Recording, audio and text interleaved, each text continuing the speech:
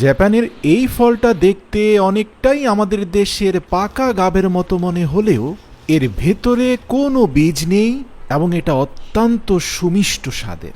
আপনি দেখবেন স্বয়ংক্রিয় কাটিং মেশিনের মধ্যে প্রত্যেকটা ফল লাগানো মাত্রই একটা ব্লেড এসে পুরো ফলের শরীর থেকে বাকলটাকে সরিয়ে ফেলে। জেনে অবাক হবেন এই বাকলের জুস মাদকাসক্ত রোগীর চিকিৎসায় ব্যবহৃত হয়। মানে এই জুস খেলে মদের নেশা চলে যায়, মাদকের নেশা চলে যায়। এছাড়াও এই ফলটা খেলে মানুষের ডায়রিয়া ও আমাশয় রোগ ভালো হয়ে যায়। এছাড়াও এই ফল থেকে তৈরি করা বিভিন্ন ঔষধ হুপিং কাশি রোগ প্রতিরোধে এমনকি সাপের কামড়ের প্রতিষেধক হিসাবেও ব্যবহৃত হয়।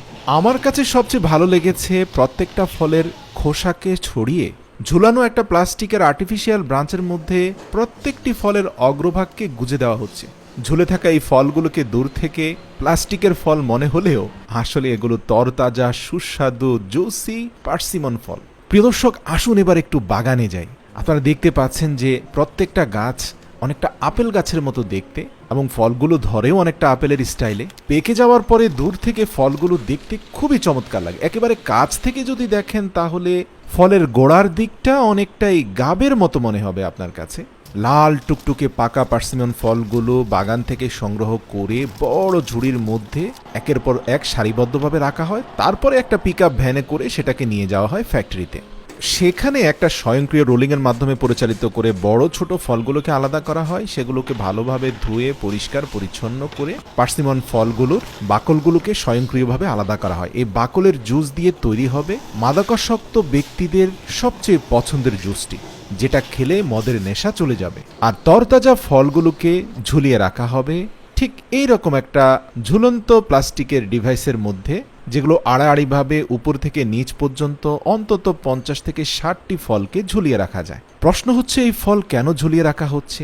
এই ফ্যাক্টরিগুলো একসাথে কয়েক টন ফলকে এভাবে ঝুলিয়ে রেখে এগুলোর চারপাশে অসংখ্য ইলেকট্রিক ফ্যান চালু করে দেয়।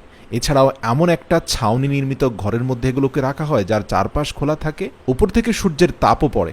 এভাবে অন্তত 15-20 দিন পর্যন্ত রাখার পরে আস্তে আস্তে পার্সিমন ফলগুলো ড্রাই হয়ে যায়, মানে শুকিয়ে যায়।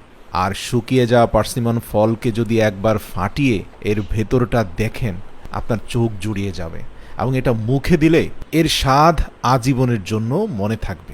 এতটাই মজাদার এবং মিষ্টি স্বাদের হয়ে থাকে এই পার্সিমন ফল। গবেষণায় এসেছে হলুদ রঙের পার্সিমন ফলের খোসায় ভিটামিন এ রয়েছে, যার জুস খেলে মানুষ রাতকানা রোগের হাত থেকে বাঁচতে পারে। এছাড়াও যাদের চোখের পাওয়ার কমে যায় তারা পার্সিমন ফলের জুস খেয়ে থাকে। জাপানের শিশু কিশোর কিশোরী এবং পূর্ণবয়সী নারী পুরুষ সব শ্রেণীর জন্যই পার্সিমন অত্যন্ত জনপ্রিয় একটা ফল। বিশেষ করে জাপানের গর্ভবতী মা এমনকি দুগ্ধদানকারী মাকেও এই ফল খাওয়ানো হয় যেন বুকের দুধ বৃদ্ধি পায়। এছাড়াও পার্সিমন খেলে যে কোনো মানুষের শরীরের ত্বক লাবণ্য হয়ে ওঠে। আপনারা জানেন যে ভিটামিন এ এর অভাবে কিন্তু আমাদের ত্বকের লাবণ্যতা হারিয়ে যায়। আর এ কারণে পার্সিমন ফল খেয়ে থাকেন অধিকাংশ জাপানিজরা। যারা পার্সিমন ফল জীবনে সর্বপ্রথমবার দেখেছেন অবশ্যই কমেন্ট করে জানাবেন। ভিডিওটি ভালো লাগলে প্রিয়জনদের সাথে শেয়ার করবেন।